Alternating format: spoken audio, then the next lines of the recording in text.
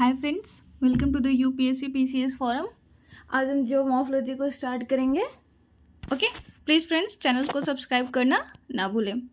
Geomorphology is the study of landforms. Geomorphology mainly क्या होता है ना, वो लैंडफॉर्म का स्टडी होता है। और ये जो लैंडफॉर्म्स होता है ना, वो can range from large to very small. मतलब ये छोटे से बड़े तक रेंज कर सकते हैं। जैसे या तो ये बड़ा में एक कॉन्टिनेंट हो सकते हैं और छोटे में एक स्लोप हो सकता है। ओके, और इंडिविजुअल पिक हो सकता है। ओके, बेसिक इसमें जो लैंडफॉर्म का जब डेवलपमेंट होता है तो उसके कुछ बेसिक स्टेप्स होते होंगे, बेसिक फीचर्स होते होंगे। तो उसमें हम देखते हैं पहले मिनरल्स एंड रॉक्स को। Landforms various shape of earth surface. Landforms क्या होता है, वेरियस शेप होता है और ये बड़ा और छोटा दोनों हो सकता है। कॉन्टिनेंट के साइज के जैसा बड़ा भी हो सकता है और एक स्मॉल पिक और एक स्मॉल स्लोप हो सकता है। और ये product of interplay between endogenic and exogenetic forces. और लैंडफॉर्म्स का जो डेवलपमेंट होता है इसमें किसका रोल होता है, इसमें जो अर्थ के नीचे जो इंडोजेनेटिक फोर्सेस काम करती है और जो अर्थ के एक्सटर्नल मतलब आउटर रीजन में जो फोर्सेस काम करते हैं, एक्सोजेनेटिक और इंडोजेनेटिक फोर्सेस के लगने से फॉर्मेशन होता है किसका, लैंडफॉर्म्स का। जैसे कि हम इस फिगर में देख रहे हैं कि ये जो है ये एक पिक है, माउंटेन है, ठीक है। और यहाँ पे ये वेदरिंग हो रहा है। और वेदरिंग मैंने कल ही बताया था कि वेदरिंग जो होता है वो in situ destruction of rock, in situ breaking of rock होता है। In situ means on site मतलब at that same place. Okay, तो यहाँ पे हो रहा है क्या, वेदरिंग। फिर वेदरिंग से ये मास वेस्टिंग हो रहा है। मास वेस्टिंग क्या होता है ना, कि मास वेस्टिंग होता है कि जब ऊपर से नीचे कोई चीज आती है तो उसको mass wasting is process which brought the debris from up slab to lower slab, ठीक है। और weathering in situ breakdown of rock. और ये जो जिसका ये जो स्लोप बना हुआ है, ये जो माउंटेन का फॉर्मेशन हुआ है, ये कैसे हुआ, ये जो मैग्मा है यहाँ पे नीचे में जो मैग्मा है वो जब ऊपर जाता है तो इस माउंटेन का फॉर्मेशन करता है, ठीक है। हमने देखा था वोल्केनिज्म में कि माउंटेन का फॉर्मेशन कैसे होता है। Building relief by endogenetic forces and exogenetic forces level the earth surface through weathering. जो एंडोजेनेटिक और एक्सोजेनेटिक फोर्सेस के द्वारा जो भी लैंडफॉर्म्स का फॉर्मेशन होता है उसको लेवल्ड किसके द्वारा किया जाता है, वेदरिंग के द्वारा। और वेदरिंग जब हो जाता है फिर मास वेस्टिंग के थ्रू वो अप स्लोप से डाउन स्लोप आती है। और through various agents like river it takes the debris and deposit in depression may be lake और सी।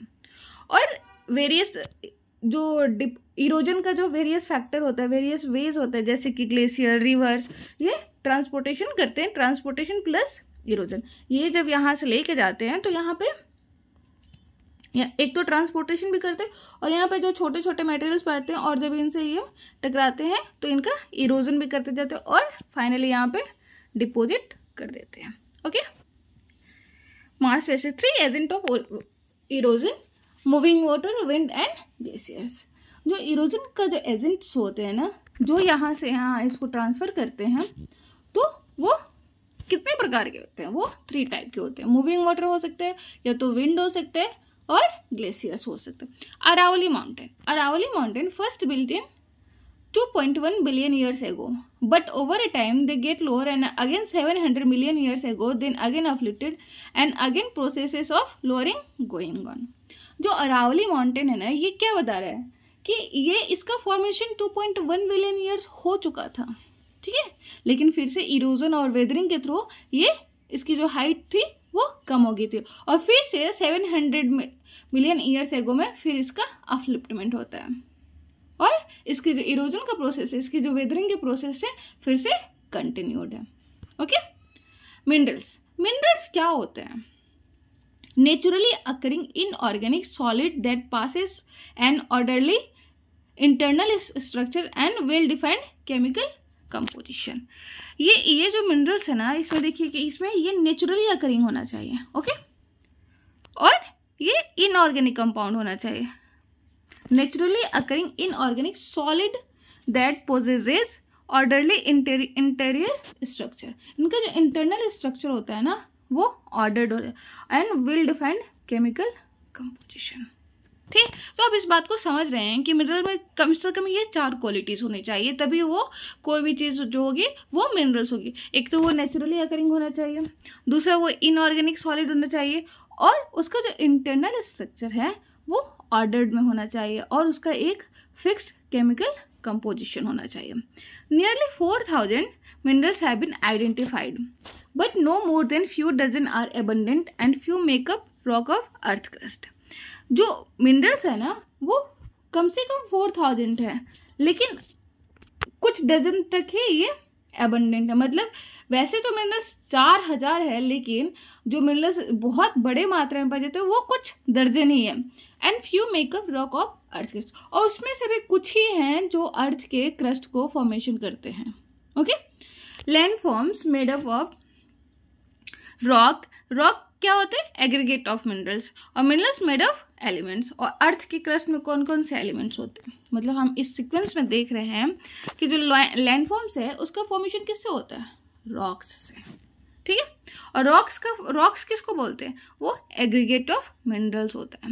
और मिनरल्स क्या होता है? ये एलिमेंट्स का फॉर्मेशन होता है। ठीक है, और जो अर्थ क्रस्ट होता है उसमें कौन कौन से मिनरल्स होते हैं? उसमें ये होते हैं oxygen, silicon, aluminium, iron and calcium. ठीक है, तो entire earth iron is the most abundant, oxygen और सिलिकॉन सेकेंड। तो जो पूरा अर्थ है ना उसमें सबसे ज़्यादा, अगर पूरे अर्थ में अगर सबसे ज़्यादा जो किसी मिनरल्स का ये होगा, मतलब मात्रा ज़्यादा होगा, उसमें आयरन है। लेकिन जब अर्थ क्रस्ट की बात आती है ना तो वहाँ पे ऑक्सीजन है। ओके, मतलब अर्थ क्रस्ट में ऑक्सीजन की मात्रा सबसे ज़्यादा है,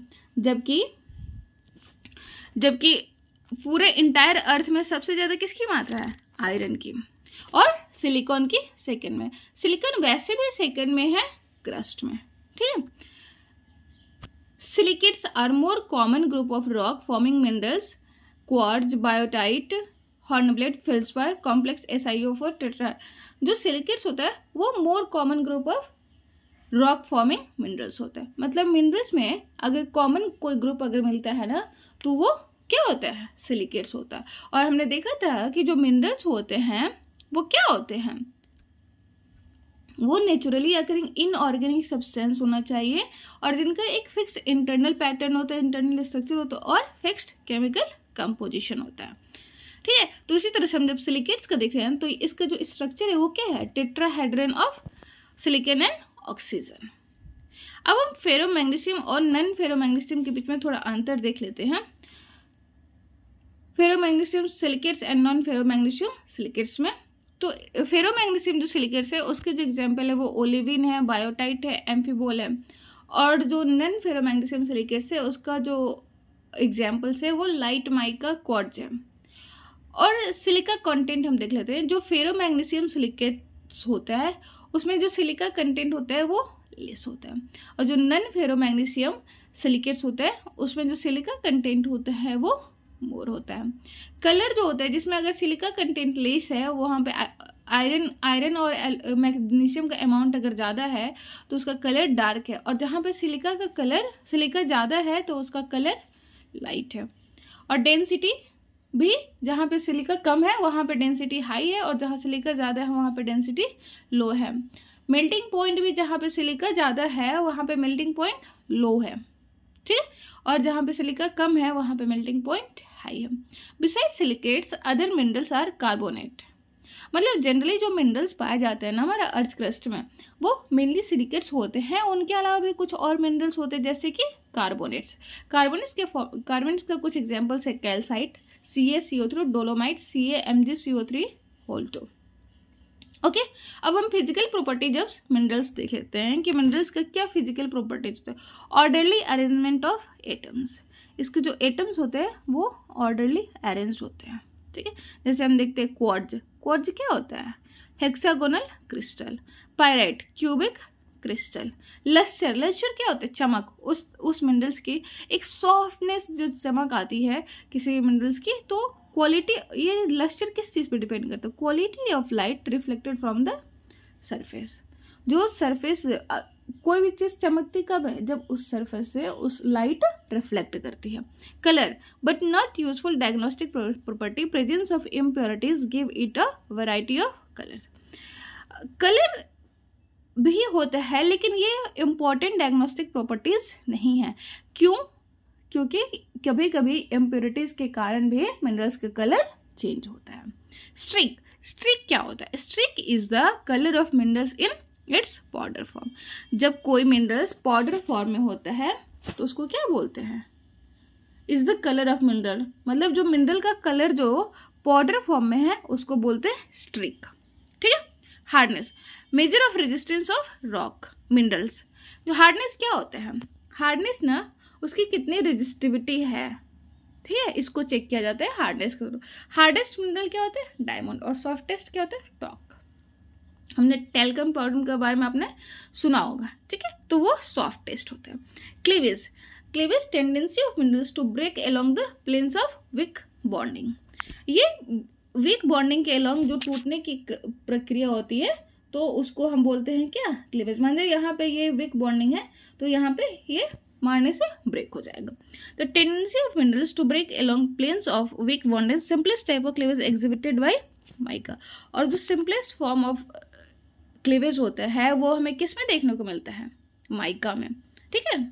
but there are some minerals which do not exhibit cleavage and when they are broken are known as fracture. लेकिन कई बार ऐसे देखा जाता है कि कोई भी बहुत सारे मिनरल्स जो क्लीवेज को शो नहीं करते हैं, विक क्लीवेज को शो नहीं करते, और जब उन पे फोर्स लगाया जाता है, ठीक है, तो वो फ्रैक्चर हो जाते हैं। ओके। स्पेसिफिक ग्रेविटी, अभी सब हम क्या पढ़ रहे हैं? मिनरल्स की क्वालिटी क्या क्या होती है, ठीक है। Specific represent weight of minerals to the weight of an equal volume of water. Specific gravity क्या होता है? स्पेसिफिक ग्रेविटी मतलब किसी भी मिनरल्स का weight to the equal volume of minerals, उसका वेट और उतने ही वॉल्यूम में वाटर का वेट, ठीक है, को हम स्पेसिफिक ग्रेविटी कहते हैं। Gold has specific gravity 20 and galena has 7.5। Taste, taste जैसे हैलाइट को हम टंग से, जैसे नमक होता है, हम उसको टेस्ट करके ही बता देते हैं कि इसका क्या टेस्ट है। रॉक्स, रॉक्स क्या होते हैं? एग्रीगेट ऑफ वन और मोर मिनरल्स। हमने देखा अभी पिछले ही पेज में। Although most rocks are composed of more than one minerals. कई बार ऐसा देखा जाता है कि जो रॉक होता है कई बार अलग अलग तरीके से, अलग अलग तरीकों के, अलग अलग तरह के मिनरल से बना होता है। 3 टाइप ऑफ रॉक। मेनली जो रॉक होता है ना वो 3 टाइप का होता है। 3 टाइप में कौन कौन सा होता है? Igneous rock, sedimentary rock and metamorphic rock, ठीक है। इग्नियस रॉक का मेनली क्या, कैसे फॉर्मेशन होता है? इग्नियस रॉक का जो फॉर्मेशन होता है वो डायरेक्ट मैग्मा के सूख, मतलब उसके ठंडा होने से उसका फॉर्मेशन होता है, ठीक है। और सेडिमेंट्री रॉक का फॉर्मेशन क्या होता है ना कि जब कोई भी सेडिमेंट जमा होते जाते वो प्रेशर और टेम्परेचर के बीच में जिस रॉक का फॉर्मेशन होता है उसको सेडिमेंट्री रॉक। और मेटामॉर्फिक रॉक जो होता है ना वो टेम्परेचर और प्रेशर के बहुत ज़्यादा दबाव में उसका फॉर्मेशन होता है। तो ये जो होता है ना, कोई भी रॉक किसी में फॉर्मेशन हो सकता है। इग्नियस रॉक, अब हम इस पिक्चर में देख रहे हैं कि इग्नियस रॉक वेदरिंग के थ्रू, जब इग्नियस वेदरिंग होता है तो सेडिमेंट बनता है, ठीक है। जो अभी हमने देखा था स्टार्टिंग में कि अगर ऐसा कोई माउंटेन है, इसकी जो वेदरिंग होंगी तो इसके जो सेडिमेंट्स वो नीचे जाएंगे, फिर ये धीरे धीरे जब ये डिपोजिट होंगे, ठीक है, तो इनका किस चीज़ का फॉर्मेशन होगा? तो फिर ये फॉर्म करेंगे सेडिमेंट्री रॉक को। तो वेदरिंग और ट्रांसपोर्टेशन एंड डिपोजिशन सेडिमेंट का फॉर्मेशन करते हैं, और सीमेंटेशन एंड कॉम्पैक्शन, ठीक है, उसके थ्रू लिथिफिकेशन और सेडिमेंट्री रॉक का फॉर्मेशन होता है। और जब यही सेडिमेंट्री रॉक टेम्परेचर और हीट के कांटेक्ट में आते हैं at convergent plate of boundary, they come in contact of magma but it forms before, तो ये मेटामॉर्फिक रॉक का फॉर्मेशन करते हैं। हीट और टेम्परेचर के जब कांटेक्ट में आता है क्या चीज़? सेडिमेंट्री रॉक, लेकिन ये मेल्ट नहीं हुआ हो उस टाइम, ठीक है। मेल्टिंग के पहले जिस रॉक का फॉर्मेशन होता है उसको मेटामॉर्फिक रॉक कहते हैं। लेकिन जैसे ही अगर रॉक मेल्ट कर गया तो वो मैग्मा बन जाता है, और जब मैग्मा की कूलिंग से जिस रॉक का फॉर्मेशन होता है उसको हम क्या बोलते हैं, इग्नियस रॉक। तो इग्नियस रॉक को हम प्राइमरी रॉक्स कहते हैं, forms due to solidification of magma. ठीक है, but in reality it is more complex. पर रियलिटी में ना ये जो स्ट्रक्चर है ना इतना सिंपल नहीं होता है कि इग्नियस रॉक से सेडिमेंट्री रॉक का फॉर्मेशन है, सेडिमेंट्री से मेटामॉर्फिक, मेटामॉर्फिक से इग्नियस रॉक का। इसको जो रियलिटी में जो स्ट्रक्चर होता है ना वो काफ़ी कॉम्प्लेक्स होता है। कैसे? इग्नियस रॉक से सेडिमेंट्री रॉक का फॉर्मेशन है सेडिमेंट फॉर्मेशन में, फिर सेडिमेंट्री रॉक से मेटामॉर्फिक रॉक का फॉर्मेशन जब हीट और प्रेशर के कांटेक्ट में आता है, फिर जब मेटामॉर्फिक रॉक मेल्ट हो जाता है मैग्मा का फॉर्मेशन, तो इग्नियस रॉक का। पर इग्नियस रॉक से भी मेटामॉर्फिक रॉक का फॉर्मेशन हो सकता है, और मेटामॉर्फिक रॉक से सेडिमेंट्री रॉक का फॉर्मेशन हो सकता है, और सेडिमेंट्री रॉक से भी इग्नियस रॉक का फॉर्मेशन हो सकता है।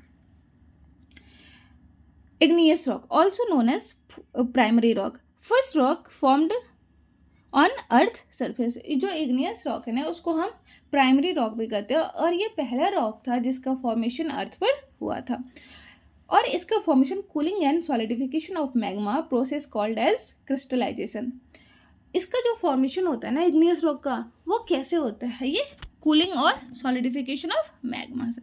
जो मैग्मा जनरेट होती है अर्थ के इंटीरियर पार्ट में, और जब वो ऊपर आती है, ठीक है, और जब उनका सॉलिडिफिकेशन ऊपर मतलब अगर अर्थ के सरफेस पे भी हो सकता है या तो इनसाइड दी अर्थ भी हो सकता है, तो जब वो कूल्ड होती है तो उन किसका फॉर्मेशन करती है, तब वो इग्नियस रॉक का फॉर्म करती है। और ये क्रिस्टलाइजेशन जो होता है वो दो टाइप का होता है, या तो ऑन द सरफेस होगा तो वो एक्सट्रूसिव रॉक होगा, और अगर बीनीथ द सरफेस होगा तो इंट्रूसिव रॉक होगा। मतलब जब वो अर्थ सरफेस पे आके फॉर्म करेगी तो वो किसका फॉर्म करेगी, वो एक्सट्रूसिव रॉक का फॉर्मेशन करेगी, और जब वो अर्थ के इनसाइड करेगी तो वो किसका फॉर्म करेगी, इंट्रूसिव रॉक का। अब हम इसमें थोड़ा सा देखते हैं इस फिगर को। ओके, ये है हमारा अर्थ सरफेस, ओके, और ये है magma lava. Rate of cooling slowest होगा क्योंकि यहाँ के टेम्परेचर कितना है 1600, ओके, और जहाँ पे टेम्परेचर ज़्यादा होगा ना वहाँ पे लार्ज क्रिस्टल का फॉर्मेशन होगा, क्योंकि वहाँ पे कूलिंग का जो प्रोसेस होगा वो स्लो होगा। मतलब कि अगर कूलिंग फास्ट होगा तो वहाँ उसका जो स्ट्रक्चर बनेगा, क्रिस्टलाइजेशन जो होगा वो बहुत ही, उसका जो क्रिस्टल फीचर होगा वो बहुत छोटा छोटा होगा। लेकिन अगर कूलिंग स्लो होगा तो उसका जो क्रिस्टल बनेगा वो बहुत बड़े बड़े आकार के बनेंगे। तो जैसे ही ये मैग्मा ऊपर आता है, ठीक है, और अर्थ सरफेस पे आता है तो रेट ऑफ कूलिंग फास्ट हो जाएगा। जैसे क्योंकि यहाँ का जो टेम्परेचर है वो 0 डिग्री सेल्सियस है, तो यहाँ पे स्मॉल क्रिस्टल और अब्सेंस ऑफ क्रिस्टल होता है, और इसको हम क्या बोलते हैं, जब अर्थ सरफेस पे इसका फॉर्मेशन होता है तो हम उसको क्या बोलते हैं, एक्सट्रूसिव रॉक बोलते हैं। Rate of cooling decide textures मतलब size and arrangement of the crystal. जो रेट ऑफ कूलिंग होता है ना मैग्मा का, वो क्या डिसाइड करता है, जो क्रिस्टल जो बनता है उसका साइज और अरेंजमेंट। ठीक है, तो हम थोड़ा सा डिफरेंस देख लेते हैं एक इंट्रूसिव और एक्सट्रूसिव रॉक के बीच में। जो इंट्रूसिव रॉक होता है, डेप्थ ऑफ फॉर्मेशन इसका क्या होता है, ग्रेटर डेप्थ होता है। ठीक है, मतलब इनका जो फॉर्मेशन होता है वो बीनीथ द अर्थ होता है।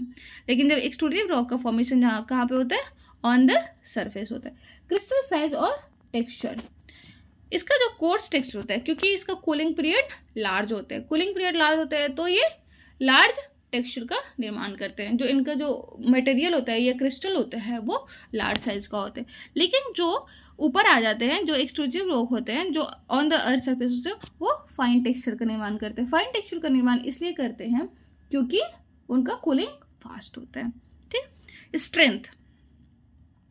स्ट्रेंथ देख लेते हैं। Strong inter growth and इंटरलॉगिंग crystal, जो जिनका formation beneath the earth surface होता है तो उनके बीच में ना कांटेक्ट बहुत अच्छा होता है, वो बहुत ही स्ट्रॉन्ग फॉर्म ऑफ क्रिस्टल का निर्माण करते हैं। लेकिन जो अर्थ सरफेस जिनका कूलिंग फास्ट होता है, जिनका जो क्रिस्टल होता है वो या तो होता ही नहीं है या तो बहुत छोटा छोटा होता है। ठीक, तो उनका जो स्ट्रेंथ होता है वो वीक होता है। वेसिकुलर टेक्सचर किसे, this have less density and can even float, formed in case when there is presence of too much of gaseous material in the magma and gases escapes, then there is formation of vesicle formation। Vesicular texture किसको कहते हैं, vesicular size या texture जो arrangement होता है वो rock के किस टाइप का अरेंजमेंट को कहते हैं?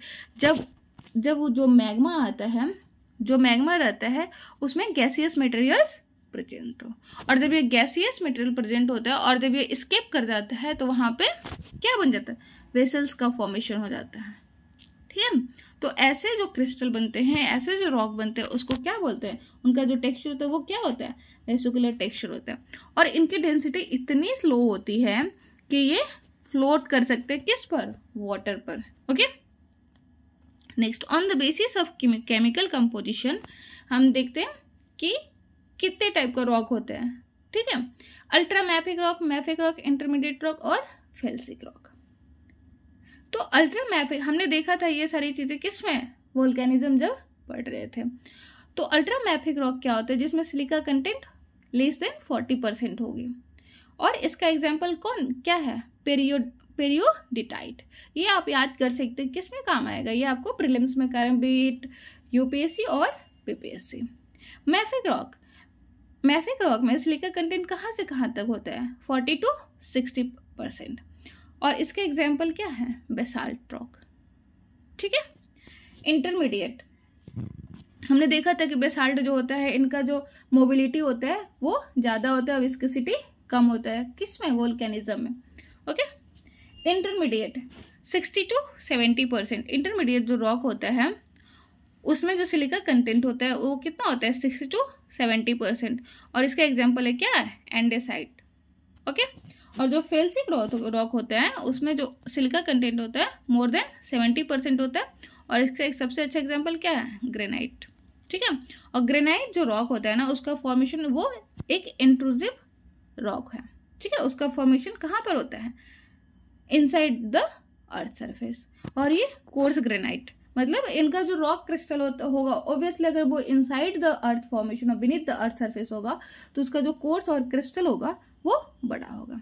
और एक्सट्रूसिव रॉक कौन सा है? Basaltic rock. ठीक है, अब हम देखते हैं sedimentary rock. When rocks weathered down and they transported and deposited, then their sedimentation occur. This led to formation of sedimentary rock, or it can be mechanical or chemical weathering can be in such breakdown of rocks. तो क्या होता है ना, sedimentary rock क्या होता है कि इसका जो फॉर्मेशन है वो रॉक के वेदर्ड होने से होता है। जब ये रॉक वेदर्ड होते हैं, ठीक है, तो वो क्या करते हैं? जब रॉक वेदर होते हैं तो फिर इनका इरोजन होता है, फिर इसके बाद सेडिमेंटेशन बनता है, फिर ये कॉम्पैक्ट और सीमेंटेशन के थ्रू किसका फॉर्मेशन हो? सेडिमेंट्री रॉक का फॉर्मेशन होता है। ठीक है, और वेदरिंग क्या होता है? Weathering in situ breakdown of rocks, मैंने ये कई बार बता दिया है। इट कैन बी मैकेनिकल और केमिकल वेदरिंग। वेदरिंग ना कई प्रकार से होता है, मैकेनिकल, केमिकल और बायोलॉजिकल। हम वेदरिंग की क्लास में इसको डिटेल में पढ़ेंगे। Compaction and cementation lead to formation of sedimentary rocks and the process is known as lithification. जब कोई भी चीज सीमेंटेड और कंपैक्टेड होता है ना तो वो सेडिमेंट्री रॉक को फॉर्म करते हैं। ठीक है, और इस प्रोसेस को क्या बोलते हैं? लिथिफिकेशन। कंपैक्शन प्रोसेस का जो सेडिमेंट्स का जो कंपैक्शन और सीमेंटेशन होता है तो उस प्रोसेस को क्या बोलते हैं? They can deposit in a number of places like delta, glacial moraine, dunes, beaches, etcetera. और जो सेडिमेंट्री रॉक जो होते हैं उनका फॉर्मेशन, उनका जो डिपोजिशन हो सकता है कहाँ कहाँ पे हो सकता है? डेल्टा में हो सकता है, ग्लेशियल्स हो सकता है, मोरेन्स हो सकता है, ड्यून्स हो सकता है, बीचेस हो सकता है। ठीक है, कंपैक्शन और सीमेंटेशन में क्या अंतर है? पोरोसिटी, जो कंपैक्शन होता है उसमें ज़्यादा पोर्स होता है, जहाँ सीमेंटेशन होगा वहाँ पे ज़रूरी नहीं है कि प्राइमरी पोरोसिटी हो। ठीक है, एग्जाम्पल सेल सैंडस्टोन, ये किसका एग्जाम्पल है? ये है सेडिमेंट्री रॉक का। Cementation, when water enter in the spaces of sediment they bind the particle as they contain some cementing agent. Cementation क्या होता है? कंपैक्शन मतलब कोई भी चीज एक दूसरे के कांटेक्ट में आता है, कॉम्पैक्ट होता है। और सीमेंटेशन कब होता है? जब कोई वाटर सॉल्युबल चीज आती है, जो स्पेसेस जो होती है कॉम्पैक्ट से, जो सेडिमेंट्स होते हैं उनके बीच में जो स्पेसेस होते हैं उसको फिल्ड अप कर देता है और उनको बाइंड कर देता है, जिससे वो सीमेंटेड हो जाते हैं। तो इस प्रोसेस को क्या बोलते हैं? Cementation. Some sedimentary rocks not formed through compaction or sedimentation but they formed by the solid mass of intergrown crystal. कई बार ऐसा देखा जाता है ना कि जो सेडिमेंट्री रॉक होता है उनका फॉर्मेशन सेडिमेंटेशन और कंपैक्शन के थ्रू ना होकर के अगर कोई सॉलिड मास है तो उनके बीच में इंटरेक्शन होके इंटरग्रोन होके सेडिमेंट्री रॉक का, जैसे कि रॉक सॉल्ट होते हैं। साइज ऑफ डेट्रिटल रॉक्स, ठीक है।